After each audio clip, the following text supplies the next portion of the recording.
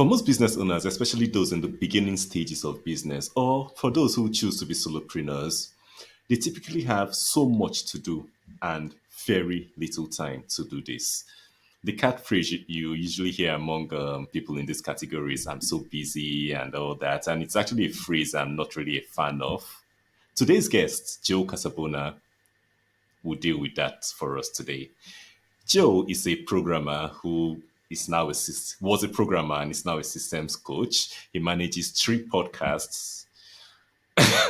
He's while raising three kids, and he has a mission of helping solopreneurs save 12 hours per week. So, Joe, first of all, how do you manage to get all this done? I think one podcast is a lot, actually. Yeah, well, thank you for having me. And it really is the systems that I put in place, systems and processes. I was really bad at delegating work in college. I was involved in a lot of things, and of course, in college, I had more energy and fewer obligations to my family and things like that. So I made it work. But um, as I became an adult and had a wife I wanted to spend time with, and then three children, I realized that I couldn't keep burning the candle at both ends. And I decided to put systems, processes, and automations in place to take a lot of that stuff off of my plate. Amazing. So I think that's one thing a lot of us don't realize early, because usually when I get on podcasts, I talk about my second business which failed because I didn't know what systems or processes automations. I didn't have any idea what those were. The moment I left the business, it didn't take up to 3 months. It crumbled. So can you just let maybe the audience know, for those who are like me back then, what are systems, what are processes, what's okay, automations is self-explanatory. Yeah, this is great. So I think when you're first starting a business, you don't really know what you don't know, and you're not familiar with the type of work you have to do. I think some of the best advice I never took was don't start a business right out of college. Go work for somebody in your field, because then you will learn the craft. And I'm really, I kicked myself for a long time because I was 22 and full of hubris and went out on my own. And then 2 years later, got a job because I had to. And I realized just how little I really knew. So I think part of building the system and the process is you do need to understand what are called your standard operating procedures. When you do something, what are all of the tasks that accompany that thing, right? If we are talking about booking a podcast guest, for example, what are the m- not micro steps, but like the subtasks you need to do? Book the podcast guest is one thing, but where are you going to find guests? How are you going to research those guests? How are you going to book those guests? How are you going to come up with the questions? And then when it comes time to record, how are you going to record it? And what do you do with the recording after? So understanding the subtasks for each task is the first step in creating a good system or process. And the way to do that is by tracking your time and or documenting what you do as you do it. Okay, so you mentioned tracking your time, and I know it made a big difference when I tried that. So, is there any maybe software or system or anything that you would recommend for tracking time? Yeah, this is a great question. I think the thing that you need to do with track time is remember to track it, right? This was always my main failing when I tried in the past. Yeah. So there is software that will help you. I'm going to name 3 tools that will automatically track your time for you. If you have an iPhone or Apple device, uh the screen time app that comes built into iOS and macOS will tell you what apps you spend the most time in. The same thing goes for there are 2 apps for your Mac. One is Rescue Time and one is Timing. And both of those you install, and they just watch everything that you do on your computer, right? So it'll tell you you spent 20 minutes in Safari on Facebook, right? But it'll also tell you, hey, you spent an hour in Photoshop, right? So Mm, that is automatic time tracking, and then I would recommend reviewing that every week to see where you spent the most time. When you're ready to get more intentional, I use an app called Timery. It's an iPhone app that is built on top of Toggle, TOGGL.com. And so the thing I like about Timery sitting on top of Toggle is that it has shortcut support. So I can basically say, hey assistant, um, start the recording timer. Or even better, I have 10 buttons dedicated on my Stream Deck to start timers. And then I have a widget on my computer so I can see if a timer is running. So the combination of really easy for me to start timers plus the visual cue to let me know, like I just saw a timer's not running right now, right? I forgot to hit my timer before we hit record. yeah. So I'll know to go back and say, okay, do my podcast guesting timer from 10 a.m. to 11 a.m. or Oh. whenever we end, right? So stuff like that will help you understand where you're spending your time and then where you can save time. Because the secret we're probably going to get to, spoiler alert, is that you don't need to do most things yourself. Really true. I think those apps mentioned are things that are new to me. I think okay, I've tried Toggle before. Tried Toggle, then I also tried Clockify. That was another Mhm. option because the same thing you talked about. A lot of times we go out to work, go to work, and we think we are spending so much time at work, and we're not really getting things done. Because I remember back then I used to pride myself that I used to get to the office by 6:30 every morning. I won't get back till like 8 p.m. till I finally use Clockify, timed what I would do from that 6:30 till 8, and I wasn't working up to 3 hours. It was just it was so embarrassing. It Yeah. was so embarrassing. So now, when I was introducing you, you mentioned saving solopreneurs 12 hours a week. So why did you choose 12 hours? Why is it that specific? How did you arrive at that number?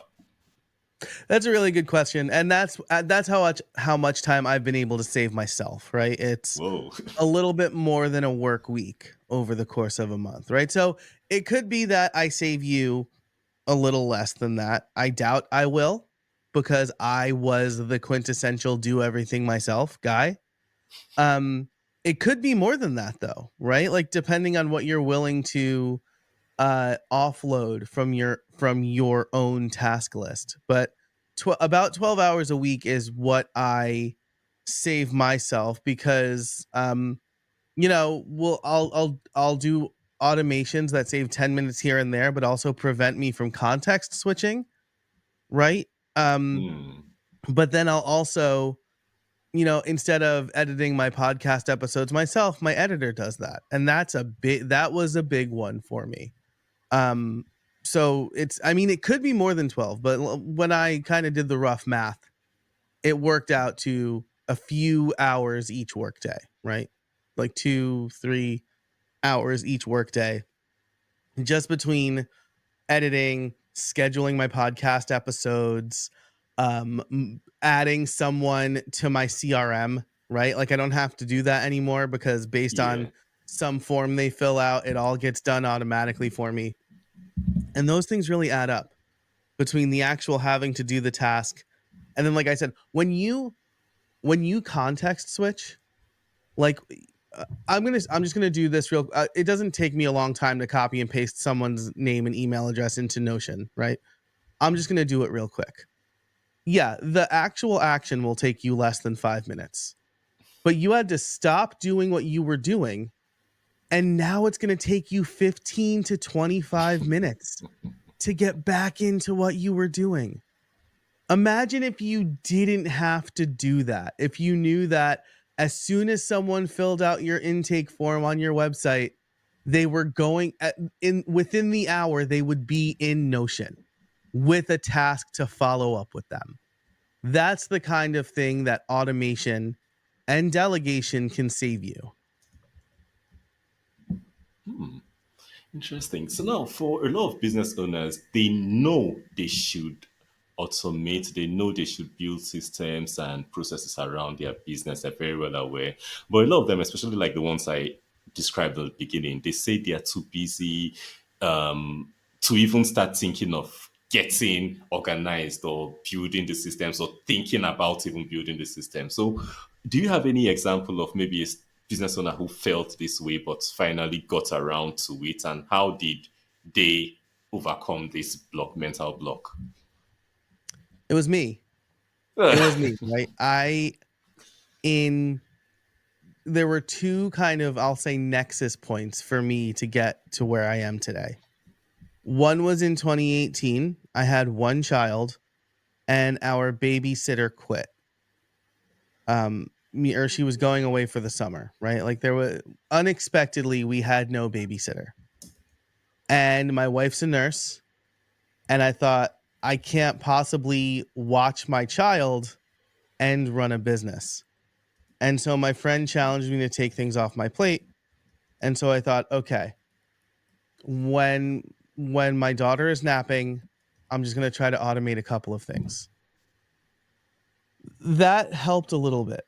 But in November 2020, I had a panic attack because, as I said, my wife's a nurse. November 2020, we're about 6 months into the pandemic, a little more. We had our second child in July.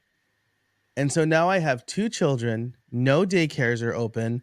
We don't want to have babysitters coming over because my wife's working at a hospital. We don't want to put them at risk, but also my mother-in-law was immunocompromised at the time and we wanted to still be able to see her. And so it was all on me. And I wasn't working. And so I was falling behind and my business still brings in most of the money. And I had a panic attack. And as I'm sitting on the floor of my kitchen crying, my 3-year-old daughter brings me a bottle of water and a towel and says, "It's okay, Daddy. Everything's going to be okay." And I thought, this is not okay. And so the next day, my wife wasn't working. I spent the entire day finding a VA, creating a list of all the things I didn't have to do, and then automated or delegated them. Fast forward a year later, our third was born on Christmas Eve, 2021. I took off an entire month to Whoa. spend time with my family because those systems were in place and I knew that everything would run smoothly without me for a few weeks. Wow, wow, wow! Yeah. That's really really amazing. I think, and that's an inspiring story. That's, I think, someone who has that issue would be able to get encouraged to start working on that. So now, we earlier talked about tracking time, which I see you still do very religiously. So when you see business owners taking time, tracking, working every day, what are the top things you see them waste the most time on? Yeah, so this is a really good question. I think it really depends for each business owner. I think those little interactions I mentioned earlier though, right? The copying and pasting from one tool to another. Like you don't have to do that. Zapier is free up to a certain point, and like that is the easiest thing that an automation tool can do for you. Take data from one app and send it to another. In the realm of podcasting, which is where I think I probably help people the most there. Editing is where they waste the most time. People who edit their own podcasts. And I get it, right? Because you are reluctant to hire an editor if you don't feel your show has enough listeners, or you are reluctant if your show's not making any money that you don't want to spend money on an editor. But I'll put it to you this way. I don't mow my own lawn. I have a quarter acre. I could mow my own lawn. It would take me like an hour, maybe an hour and a half. But there was one summer, I think it was the summer of 2021, where Um, we still had a modified schedule, so I was working on the days my wife wasn't working to catch up, and that included weekends for a time. So I wasn't mowing my lawn. Our summer was particularly rainy, like very rainy, right? And so even on the days I could mow my lawn, it was raining. Then we went away on a vacation. I come back and no joke, our grass is like maybe 4 inches tall, right? Which is too tall. I have a crappy lawnmower. It had been raining. It's now Wednesday, a day I could work, but out of necessity, I have to mow my lawn. It took me 6 hours Whoa. because I mowed my lawn. I ran out of gas, so I had to get gas. After that, I kept mowing my lawn. It stopped again. I was out of oil, so I had to get oil. I had to stop every 20 minutes or so because it was getting clogged and I had to clean it out. Then I had to get my weed whacker. My weed whacker kept messing up because the weeds were so tall. I charged $200 an hour. That was $1,200 in billable hours that I lost because I insisted on mowing the lawn. Now, I pay someone $35 a week. It takes them 10 minutes, but I never have to think about mowing my lawn. And now I can have my weekends, and during the week I'm working instead of going, oh, when am I going to mow the lawn? So if you're, for example, if you're editing your podcast, okay, yes, it is money, right? $50, Yeah. $100 an episode. What could you do with the hour or two that you get back each episode? Could you reach out to a client who will then pay you $500 for something? Because now you just made $400 by not editing your podcast. Yeah. Very true. And I think, I know when I first started this podcast, I tried doing the editing twice or thrice, and I just realized I don't even have the mental bandwidth to listen to myself for an hour. And What I realized was I had too heavy of a hand, right? I had to edit out every little and every little mistake. And by sending it to an editor, they would do some of that and I would make notes for them. But something that took me 2 hours, takes them way less time and they do a better job than me. Exactly. Exactly. So now, for a lot of business owners, they might be feeling their business is too small to start building systems or things like that. So, at what point do you think a business owner should start thinking about automations, about building processes around what they do and systems? If there's so there I have a framework for this, for like how to figure out what to automate. I'm a solopreneur and I want to stay a solopreneur. So like I'm never going to be a multi-million dollar business. It's just not the type of business I want to run, because I know that at some point, if I get so big, I'm not going to be able to show up for my family in the way I want to. Yeah. So, uh, as far, and like I know people who have multi-million dollar businesses who will say that's not the case, right? Like you can hire somebody to just run the business for you. That's not the way I operate. That's not going to work for me. I am my business, right? I'm a teacher. I need to show up. It's a personal brand. And that's honestly the type of business I decided to run. If I was running like a drop ship business, right? Yes, it could be multi-million dollars and I could not be involved at all. That's not the type of business I want to run. So, with that in mind, I think here are 4 types of things you can automate, 4 types of tasks you can automate. This is going to be especially helpful for solopreneurs. So the first type of task is something common and easily repeatable. So if we look at the copy and paste tasks, right? Someone fills out a form on your website and you want them to automatically go into your CRM. Maybe you want to be reminded to follow up with them in a week. That's a common, easily repeatable task. that you can offload. Then the second type of task is infrequent, high level of effort. So this is, for me, this is onboarding new clients. I don't do a ton of client work that requires a lot of onboarding, but you can imagine you sign a contract. Once the contract is signed, you want to send an invoice.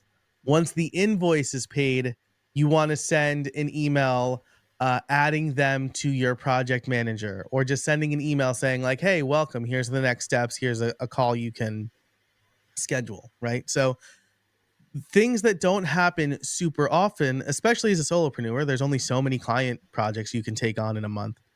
But a lot of steps that you don't want to forget. Yeah. The third type of task is specific timing required. So the one I always do for this one is you sell an online course. When someone buys the online course, you don't want to have to manually give them access to it, right? You want to make sure they get access to it immediately. That would be what if they buy it on a Friday night at 11 p.m. and you're not back in the office till Monday? They paid for something, now they got to wait 2 days for them to get it, a digital product. So that's something that you can automate. And then the fourth one is something you can't forget. That's something that you can automate. Going outside of the business realm here, automatic bill pay is something uh, at least most people in America do, right? Yeah. Um, that is automation, right? I wasn't doing automatic bill pay for my water. I was very confused when I bought my house. There's water and sewer, and they're from the same company, and they're about the same amount of money. And so we paid one and not the other, and I didn't Yeah. realize it, and they didn't send us any notices, and they shut off our water.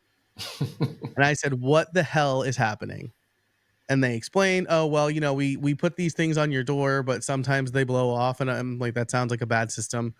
But as soon as our water got turned back on, I was like, "Well, I'm going to turn on automatic bill pay now." Mm. Right? And so there's never been a problem since. So those are the four types of tasks: commonly and easily repeatable, infrequent and a high level of effort, specific timing required, or something that you can't forget. Amazing. I think those are things that people should think about. Then one thing, people, especially coming from corporate and co, when they talk about things like these standard operating procedures, they are intimidating for a lot of business owners because they feel they should be these big, thick documents that you have to live through before you find what you're supposed to do at any point and at any time. So what is your take on that? What's the best way to document this system so they are not intimidating, so they are easy to access for everyone? Yeah, the way I view standard operating procedures is they're tutorials. They're tutorials on how to do a task, right? And so the way that I create standard operating procedures is, we'll actually get into the creation point and then we can take a step back if you want, because I do have like a framework for how, like, for figuring out what SOPs to create. But when you're in it, here's what I do. I have a virtual assistant, and so I will record myself doing the task. I'll screen share and I'll talk through what I'm doing. Hey Anna, here's I'm going to create a graphic for an upcoming podcast episode. Can you please transcribe this video and write out the steps that I take to create this graphic? If you have any questions, you can comment on this video and let me know. Then I go through and I create the graphic. Okay, so I'm going to go here. I'm going to make a copy of this template. I'm going to get the name from Notion. I'm going to put it in here. I'm going to get the picture from Dropbox. I'm going to put it in here. I'm going to find the episode number here. When I'm done, I'm going to click download, export it as a high resolution PNG, and then add it to the artwork folder in Dropbox with the episode number. Then she goes, transcribes the video, writes out the steps. If I forgot to narrate something, she can ask about it, right? Like maybe I just did something absent-mindedly that I always do, but I forgot to mention. So she can ask about that. Then she writes out the steps. I review the steps, and it gets added to our handbook, which is also a Notion database. Nice. All right. So I think the next thing I'll talk about is when we talk about systems and processes, building systems and processes, like you just mentioned, recording the steps of launching a podcast episode, it needs thinking through the entire thing, thinking from the beginning to the end. So, what's your approach to breaking down complex business processes to that point where they can easily be documented and automated? Yeah, this is a huge question, right? And I feel like, so as you mentioned, I used to be a programmer. I have my master's in software engineering. Ooh, Something that kind of revolutionized software engineering around 1999, 2000 is called the Agile Manifesto. And it's basically the idea that every big task can be broken up into smaller tasks. I feel like 24 years on, like it's a pretty intuitive thing now. But software development before that was like, all right, well, we have to build a thing. Let's build it, right? Like, not let's not break it up into smaller tasks. Let's just yeah. break it up by feature. So I have a framework. It's called the PER framework. So you want to automate per task. Here's what you do. The P stands for perform. This is when you do a task and record yourself or document yourself doing it. Then you want to ask yourself, what are the inputs and what are the outputs? So if we look at the example of, again, booking a guest for a podcast, that is the main thing, the main task you want to do. The subtasks: find guests. How do I find guests? All right, well, I go to Podmatch, or I go on social media and I ask for recommendations. I look in my own network, right? I have a intake form on my website for people to apply to be a guest. Those are the four ways that I find guests, right? Once someone comes in there, how do I evaluate them? I do some research. I ask ChatGPT about them. I Google them, right? I look Yeah. at their Podmatch profile, whatever. Then what do I do? I book them, right? So you're going through each of these tasks and you're going, what am I doing here? What do I need? And what is the goal? What you need are the inputs. For guest research, you need a name and a website and maybe some social handles. What is the output? The output here is a decision, right? It's, am I gonna, maybe it's like a document of information, right? That's like Yeah. my VA is doing research now. But um if you agree to have them on, all right, now I got to get them scheduled. What are the inputs? The input is a time that works for both of us and our email addresses. What is the output? It's a calendar invite that we both get so we don't miss it. Those are pretty clear inputs and outputs, right?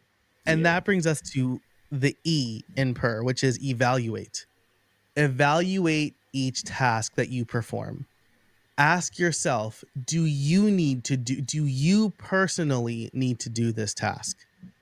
Can only you perform that task? Those are two really important questions, because if the answer is no, then another person or a robot, an automation, can do it. Yeah. So if if you are not the only person who can do it, which by the way is most things, hate to break it to you, none of us are that special that we can do everything on our plate. Um, you want to ask yourself, are the inputs clear and are the outputs clear? Because if the inputs are clear and the outputs are clear, then you could probably automate that task, right? If Yeah. I know I'm always going to need an email address and a time and it's always going to output a calendar invite, guess what? I'm using cal.com for that. Inputs and outputs are super clear. Yeah. Um, So then, based on are the inputs and outputs clear, you can ask yourself, all right, can a computer do this? Can I use Zapier or some other tool to do this for me? And if not, can another person do it? Probably yes, right? For research or for scheduling my podcast episodes, my VA does it because the inputs and outputs aren't always super clear. And so another person has to do that. And then the last question I always have you ask in the evaluate phase is, do you want to do it? Because the truth is that as business owners, we want to have the freedom to do the stuff we want to do. Yeah. And so you should have some wiggle room. Just don't say yes to everything, right? This is where you need to use some discretion. I don't need to do the outreach for sponsors for my podcast, or I don't need to do the outreach for potential guests for my podcast. My VA could do that on my behalf. I choose to, though, because I think forming those relationships are super important. Yeah. The relationships are the linchpin of my business. And so if I'm outsourcing the start of the relationship, it's almost like sending your little brother on a first date to see if you really want to go on a date with this person. Like that Yeah. feels kind of gross, right? So I choose to do that. In a bigger company, yeah, you probably have like a salesperson that'll do that for you. So that's evaluate. And then the R is remove. Determine if a person or a computer should do it, and then remove it from your list. Now that's one less thing you need to do. And you can do this as you do the tasks. Oh, hey, this thing is taking me a long time. Do I really need to do it? Maybe I can automate it. Maybe there's a simple Zapier app that I can download Yeah. to make it easier. Okay, so perform, evaluate, and remove the PR framework. So that makes it Yes. actually easier. So you've mentioned Yes. some, Yeah. yeah. So you've mentioned some tech tools. You've mentioned Zapier, you've mentioned Notion, you've mentioned Cow.com. So are there any other free? These are all free to an extent for Zapier. So are there any other free or low cost Yeah. tools that business owners can use if they want to start automating in their businesses? That's a really good question. So Cal.com is completely free except for Teams, right? So like Yeah. I switched from Calendly to Cal and I'm saving money, right? So as far as other tools, like Airtable is another. I would say Airtable is a really good database app with lots of built-in automations that I think a number of them are free. So big fan of that. Um, as far as uh, other low cost tools, again, if you have an iPhone, like I use Shortcuts, like their Shortcuts app a lot. I think there is a similar Android based thing that you can use for that. Um, I use both Hazel and Keyboard Maestro, which again are Mac apps to do automation stuff. Hazel does all of the file management for me. So like when I download files from riverside.com, which is where I record my podcast, Hazel knows to move them into a certain folder and Oh, rename them. And then my editor gets an email saying like, "Hey, there's a new episode ready for edit." Right? So little things like that are super easy, right? If you have a task manager, right? Todoist, I don't know if reminders can do this, but like Todoist or Things or OmniFocus or one of the million other to-do apps that are out there, most of them support emailing tasks.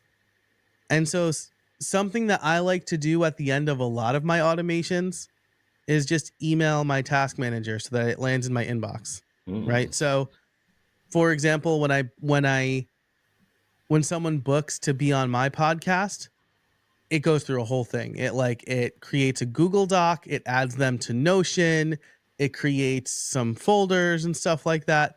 But the last thing it does is email. I use Things 3. It emails a task to Things 3 to do a summary for the guest on the same day that we record. wow. Because I record my intro later, right? So I don't want to forget to do that, right? Maybe I record a couple back to back and then I got to go run out and get my kids. I want to do it that day because the interview is most fresh and I can Yeah. be most excited at that time. So little things like that, right? So I just rattled off a bunch of tools for you there. I would say like for task managers, Todoist is probably the best if you're looking to automate stuff. because it is web based. Like Things 3 is fine, but it's pretty much an iPhone app. Yeah. Um, so I really like Todoist. I also like things. Um, but yeah, I mean a few of those tools will do the lion's share of the work for you. Um, I also really like for recording the videos, Loom or Tella. I think Loom does have a free plan. Tella does cost money, but Tella's really nice, and so I choose to use that. And I guess the last thing I will just kind of say here is I've had a love-hate relationship with AppSumo. Um, I think that it devalues work, Hmm. but the people who are on there choose to be on there. I think it's easy to waste money with the allure of lifetime deals, Yeah. but a few apps that I use all the time that I got from AppSumo, I should probably bring up this list so I can remember it, but like Publer is one of them. That is a social media app that allows you to share to multiple networks. And it's one of the few that I really use every day, right? Hmm. I mean, it's what I use to schedule social media. Wow. Um, yeah, so Publer is a really good one. I'm literally going to the products that I've purchased right now. Bonjoro Oh. testimonials. So they have two: video messaging and testimonials. Testimonials, great way to capture testimonials after you complete work with someone. So if someone books a coaching call with me, I have an email automatically sent, I think 2 hours, maybe 1 hour after the end of our appointment, with follow up resources and a link to Bonjoro so that they can record a testimonial. Hmm. So that one, super good. Publer, like I said, and there's a couple of other things that I used a lot but don't anymore. Um, Newsy was a really good proposal one. The other one that I use somewhat regularly is Cast Magic, which is one of those AI summary tool things. It's okay. I'm pretty AI hesitant, but that's I feel like I've got Sarah. the last tool I'll say I've used enough is Cast Magic, which is one of those AI summary tools. I'm pretty AI hesitant, but I feel I've gotten my money's worth out of it, and it does like an okay job at doing some things. So, uh, but the reason I bring up AppSumo is because they routinely have a lifetime deal on something called Pabbly, which is supposed to be a Zapier competitor. And I'm not gonna say I haven't used it. I'm a big fan of Zapier and Make.com. I think both of those are uh, better. And I keep mentioning Zapier because I think it's more user friendly. But if you are looking for an automation tool, Pabbly is a lifetime deal. Hmm. Routinely a lifetime deal, I should say, over on AppSumo. And I think AppSumo is one place to have really shopped. I think Todoist, I first got Todoist on AppSumo. That was back in 2013 or 14. I can't remember when, but I use that. I Nice. think that's one app I use every single day because it's so Yeah. useful. Yeah, I mean, that's like the thing that bothers me about AppSumo is that for people who check it all the time, it does this weird psychological thing to them where it like devalues software, Yeah.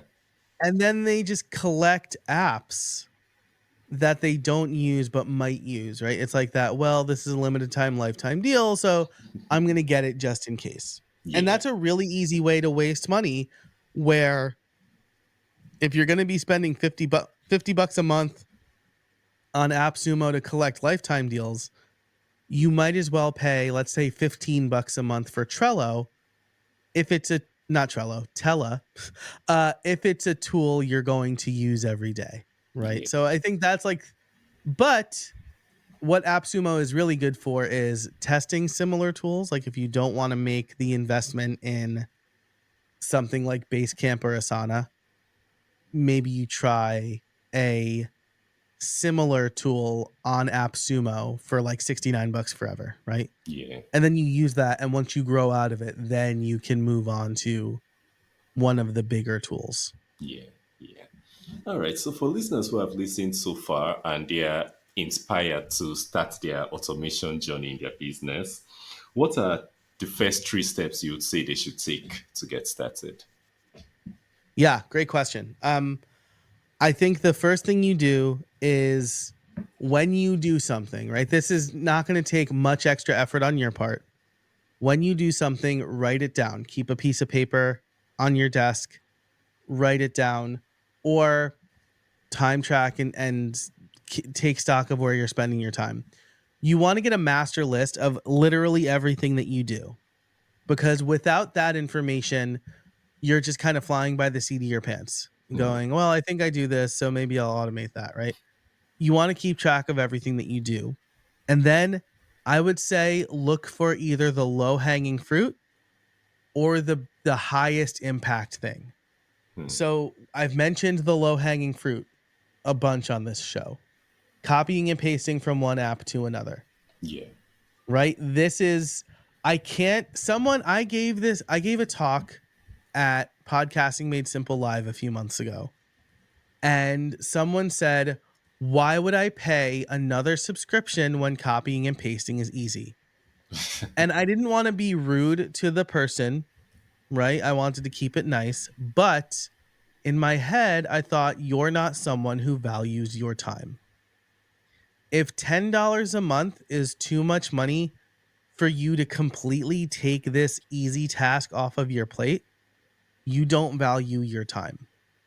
Because, like I said, it's not just copying and pasting from your email app to Notion Yeah. or whatever.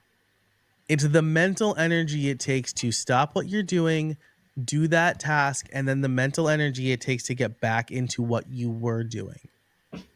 And that is a hidden cost I don't think a lot of people think about. But if you've ever been in your office working on a project and a coworker knocks on your door and says, "Hey, do you got a minute?" You know how much that loss in momentum sucks. So that's the low hanging fruit. Send data from one app to another. The highest impact thing would be, all right, well, I spent 3 hours editing this podcast episode, or 2 hours creating this image that I had to get perfect and had to gather all the information for. Those two things you could probably take off your plate. I'm not saying graphic design. I'm saying like if you have image templates and you're just Yeah. adjusting them, right? Um, those two things are worth automating or delegating, right? And so for editing, you got to delegate it, right? There's no AI tool that will just edit your podcast for you the way it should be edited. Sorry, everybody who thinks there is. With image creation, I do have my VA do that because I want to give her a certain amount of time every month. But there are tools like Banner Bear that will allow you to upload an image template and then connect Notion or something via Zapier to create image assets. So there's a lot of stuff that you could do there. I would say look for the low hanging fruit or the high impact stuff and automate that first. Okay, so number one, make a list of everything that you do. Number two, ask, do you have to do it? Number three, look at the things that you don't have to do and look for the low hanging fruit or the highest impact stuff first. Perfect. So I think that's something that'll be easy for anyone to remember. So, what's one piece of advice you wish somebody had given you when you first started implementing systems, started automating, and co? Ooh, good question. It's, I don't want to say it's easier than you think. I recognize I have a lot of personal experience through my programming background. But it doesn't have to be complicated. I have a penchant to over engineer stuff. It's my toxic trait, I think. Um, because I see the possibilities. But if you can take one thing off of your plate today, whether it's automatic bill pay or automatically sending a follow-up email or sending that form information to your CRM, you will literally save time, but you'll also save mental energy because now your brain no longer has to think about that task. And I really wish that I realized that sooner than 2018 when I was forced to, or sooner than 20, like my mission in life is to prevent other solopreneur parents from having a panic attack. Like at the very basic level, that was my first and only one, and it was so unpleasant. I hated it. I Yeah. don't know anybody who would be like, "No, I had a panic attack and it was great." But just like the way I felt for the week after, where it was like I felt like I failed as a dad and a business owner, I don't want people to feel that. And I think they wouldn't have Yeah. to if they just took a few things off of their plate. Amazing. So I think that's really great advice everyone should take note of. You're not Superman, you're not an octopus like I usually say. Yeah, Try and do less, do the most important yeah. things. We can't do everything. Like there's not enough time in the day. Right. I'm thinking a lot about baseball. I love baseball and the Yankees are in the World Series as we record this. By the time it comes out, I will probably have the result of the World Series, so either yay or no. But Yeah. I see guys who are not home run hitters try to hit home runs, and it's so obvious that they're uncomfortable trying. Like they're not built for that, and their swing does not help them do that, and they end up striking out. Whereas if they just tried to get the bat on the ball and slap it into like in the opposite direction, they have the speed to get to where they go. They should trust the guy behind them to hit the home run. Yeah. So we all have our strengths and weaknesses. And if we can leverage our strengths by offloading our weaknesses, we will be in a much better position to run a better business. Amazing. So leverage your strengths, offload your weaknesses. So for listeners who want to continue this conversation, we've been on a long journey on this conversation. I know it won't look like this on the final this thing, but we fought a lot of Yeah. technology today. So for listeners who want to continue this conversation, to learn more about you, to learn more from you, or possibly to work with you on saving 12 hours a week from their business, what's the best way they can reach you? If you go to casabona.org, all of my stuff will be there, including an opt in for my automations database. So if you want to get 40 free templates for automations, but my contact information will be there. And then I also have a podcast called The Streamline Solopreneur where I talk about this every week. So wherever you're listening or watching this, you can get The Streamline Solopreneur. Amazing. So casabona.org and the Streamline Solopreneur. So those will be on the show notes. Those will be on the screen once this episode is out. So thank you so much for coming on the podcast and sharing with us My today. pleasure. Thanks so much for having me. Great questions, stuff I love talking about. So thank you. Thank you so much. So, for the listeners, I'm sure you learned a lot from this episode. We had to go through a lot to bring this out for you. So, just if you have anyone else who has issues with automation, who is busy and up to their neck in tasks and is looking for a way to live fully, because I think that's something I've learned in the past 3 4 years, to try and live life, because we don't have two lives, we just have Yeah. one. So if you have anyone like that, just send this episode across to them so they learn something, learn how to get one thing off their plate at least and get more over time. And if you want to be first to know when we get new episodes like this out for your business, don't forget to follow, like, and subscribe to the podcast. Till next week when we're out with another brand new episode, don't forget to delegate something, automate something, and keep taking your business. Bye for now.